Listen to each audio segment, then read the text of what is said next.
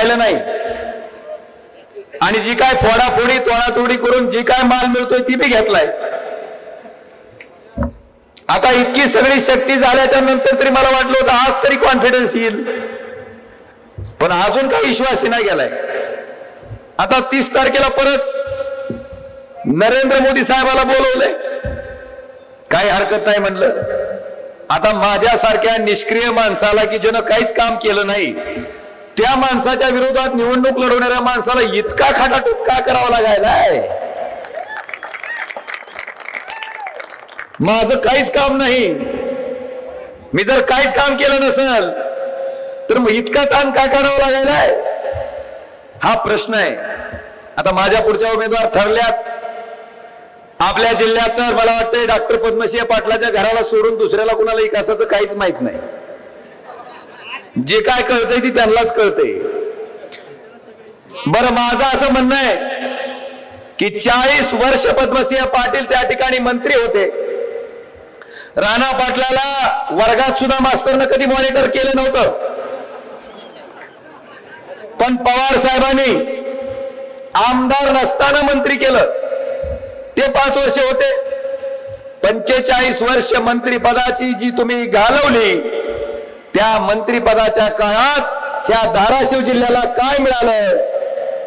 काय मिळालं सांगू? दरिद्री जिल्ह्याची यादी केंद्र सरकारनं जाहीर केली, मागासलेल्या जिल्ह्याची यादी जाहीर केली आणि या दरिद्री जिल्ह्याच्या यादीमध्ये धाराशिव जिल्हा देशात 3 नंबरला ह्यांच्या मंत्रिपदामुळं।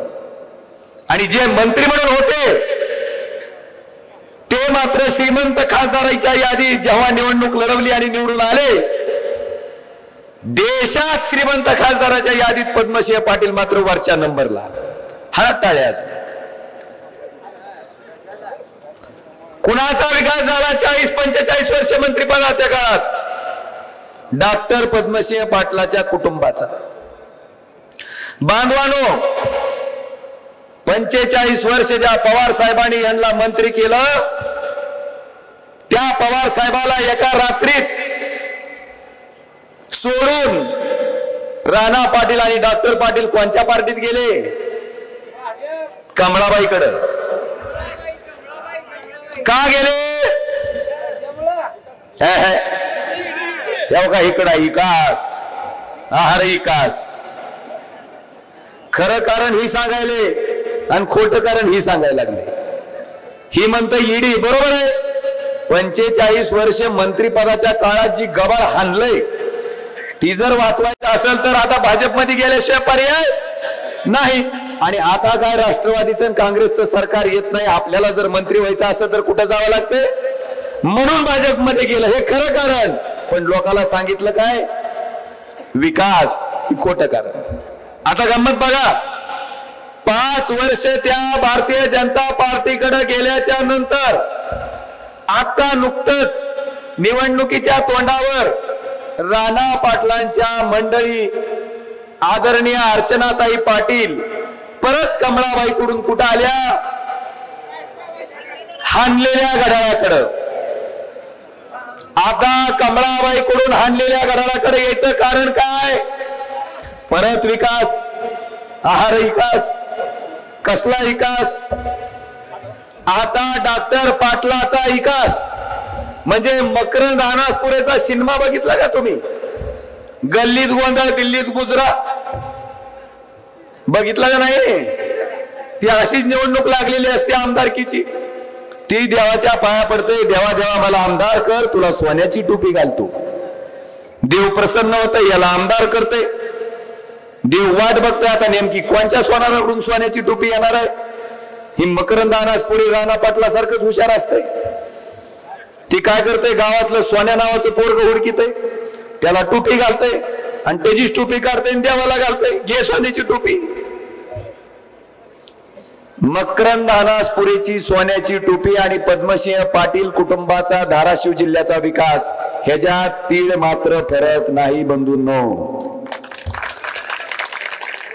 आणि आता एक फरक मला सांगायचा आहे, ज्या पवार साहेबांनी 45 वर्ष मंत्री केलं त्यांच्या बरोबर गद्दारी करून एका रात्रीत भारतीय जनता पार्टीत स्वतःच्या स्वार्थासाठी आलेले राणा पाटील, डॉक्टर पाटील आणि दुसऱ्या बाजूला ज्या ओमराजेला एकदा आमदार एकदा खासदार उद्धवजी ठाकरे साहेबांनी बाळासाहेबांनी केलं, त्या उद्धव साहेबाचा पक्ष फुटत होता, चिन्ह जात होतं, नाव जात होतं, सत्ता जात होती आणि पलीकडे गेलं तर 50 खोके भेटत होती, त्याच्यावर लात मारून इमानदारीने उभा असलेला ओमराजे दुसरीकडे आहे.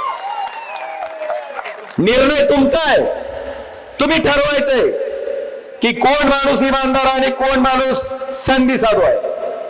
बांधवानो, पहिला विषय हा. दुसरा विषय, कमळाबाई घराणेशाही घराणेशाही घराणेशाही म्हणते. बरं झालं राणा पाटील तुमचे रहिवासी नाहीत गावचे, नाहीतर सरपंच कोण राहिला असतं? राणा पाटील.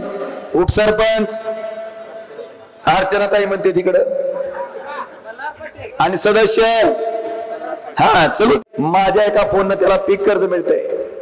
एखादा गरीब माणूस दवाखान्यात ऍडमिट असते, त्या बिचाऱ्याचं बिल त्या ठिकाणी जास्त झालेलं असतं, खिशात पैसे नसते, माझ्यामुळे त्याचे काय 5,000 2,000 4,000 वाचत असतील. एखादी माझी भगिनी दवाखान्यात डिलिव्हरीसाठी ऍडमिट झाल्यावर तिला रक्ताच्या बाटल्याची गरज असती, ती 2च बाटल्या रक्ताची माझ्यामुळे मिळाल्या असतील. बांधवानो, ह्या सगळ्या कामाला ही कोट्याधीश अब्जाधीश मंडळी काय समजते? चिल्लर. मला सांगा, सामान्य लोकांची कामं करणं चिल्लर काम आहेत का? माझं त्यांना आव्हान आहे, आता ज्या लोकांना तुम्ही चिल्लर काम समजता त्या लोकांना लोकसभेचं मत मागू नका. चिल्लर माणसाला कशाला मागतो मत? आता तुम्हाला सांगतो, तुमचं मत घ्यायचं म्हणलं की तुमच्या पायावर पाणी धुवून तीर्थ पेतील, तुमचं मत मागतील, पण तुमचं काम करणाऱ्या ओमराजेला मात्र काय म्हणते? चिल्लर काम आहे. ही काय खासदाराचं काम आहे का? आणि त्यांना मला सांगायचंय, फोन उचलल्यावर काय होतंय, फोन उचलल्यावर काय होतंय, जरा दमकाड म्हणा. 7 तारखेचं मतदान होते, 4 तारखेच्या मतमोजणीला धाराशिवला ये म्हणा, तुला डावटीत लोक काय होते फोन उचलल्यावरती. बांधवानो, संपर्काच्या बाबतीत मला बोलू शकत नाही आणि वेळ दिलाय. एवढं सोपं नाही, इतकं सोपं नाही. माझं उघड चॅलेंज आहे, या पावसाळ्यात उगवणाऱ्या कुत्र्याच्या छत्र्याला निवडणूक आली म्हणून उगवल्यात. ज्यावेळेस कोरोना झालता, कोरोनाच्या काळामध्ये माझ्या मतदारसंघातल्या कुठल्याही गावात कोरोनाचा पेशंट निघाला तर हा ओमराजे त्या गावात होता. बांधवनो, प्रत्येक गावात होता, एक गाव सोडलं नाही. कुणाला व्हेंटिलेटरचा बेड लागला, ओमराजे फोनवर उपलब्ध होता. कुणाला ऑक्सिजन लागला, ओमराजे होता. औषध लागलं, ओमराजे होता. बांधवानो, एवढंच नाही, ऑक्सिजन मुळे माणसं त्या ठिकाणी मृत्युमुखी पडतेत लक्षात आल्याच्या नंतर धाराशिवला माझ्या स्वतःच्या मंगल कार्यालयात 50 बेडचं ऑक्सिजन बेड आपण त्या ठिकाणी व्यवस्था तयार करून दिली, जेणेकरून कुठल्याही माणसाचा ऑक्सिजन विना जीव जाऊ नये. हाही काम ओमराजेनं केलं. 100 लोकांना उपचार दिले. मला आपल्याला विचारायचंय, कोरोनाच्या काळात राणा पाटील आलते का हो? अर्चनाताई आलत्या का? मल्हारदादा आलते का? मग कुत्र्याच्या छत्र्या कुठं झाल्या नव्हत्या? ओमराजे त्यावेळेस होता. आणि बांधवानो, हीच काम माझं त्यांना दुखायले.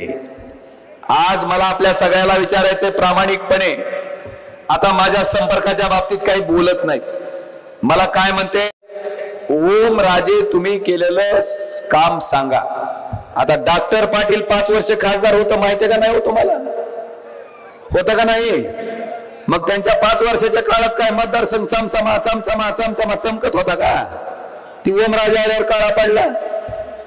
एका तरी गावात डॉक्टर पाटील आलता का 5 वर्षात? ओमराजे जितकं फोन उचलते तितके फोन उचलले का डॉक्टर पाटलानं? ओमराजे संसदेत 71 वेळेस बोलला, एकदा तरी डॉक्टर पाटील बोललेला व्हिडिओ दाखवा. मग खासदार व्हायचं कशाला होतं?